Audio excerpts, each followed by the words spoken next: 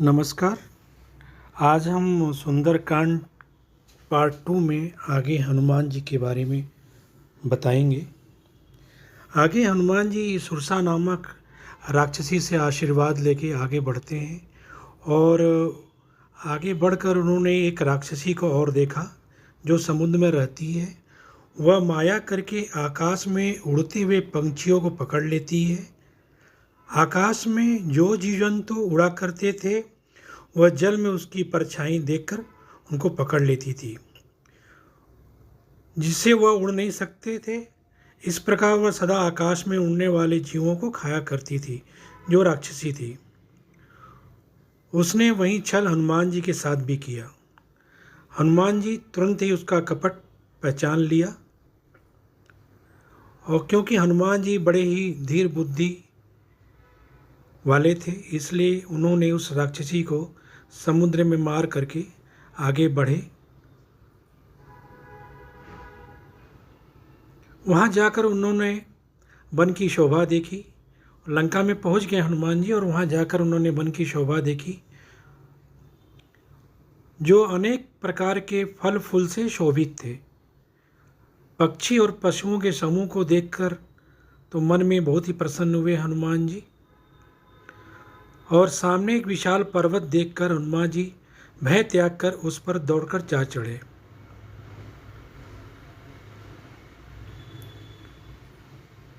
और वह पर्वत बहुत ऊंचा था। उस पर्वत पे चढ़ने के बाद लंका दिखाई पड़ती थी। वह अत्यंत ऊंचा, चारों तरफ वह पर्वत जो था समुद्र से घिरा था, और उस पर चढ़कर हनुमान जी ने लंका को देखा।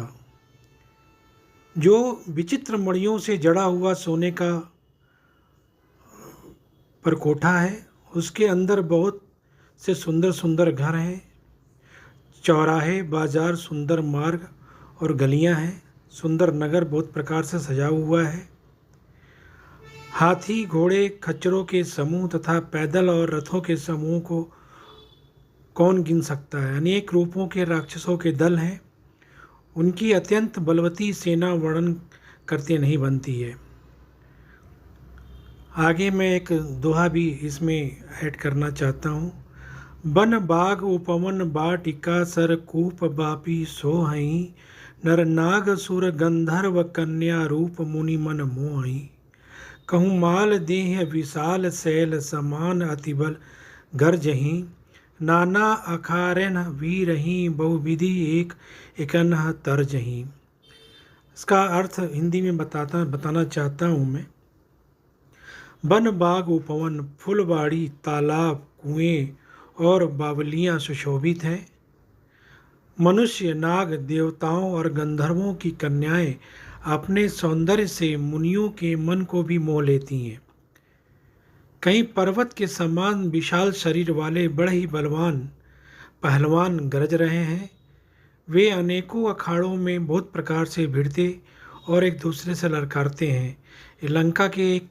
लंका में भगवान हनुमान जी, श्री हनुमान जी ने जो भी नज़ारे वहाँ पे देख रहे हैं, उसका वर्णन करते हुए इसमें दिखाया गया है। आगे फिर इसमें आता है कि भयंकर शरीर वाले करोड़ों योद्धा यत्न करके नगर की चारों दिशाओं में रखवाली कर रहे हैं। कहीं दुष्ट राक्षस भैंसों, मनुष्यों, गायों, गधों और बकरों को खा रहे हैं। तुलसीदास जी ने इसकी कथा इसलिए कुछ थोड़ी सी कही है कि यह निश्चय ही श्री रामचंद्र जी के बाण रूपी तीर्थ में शरीरों को त्याग कर परम गति पाएंगे।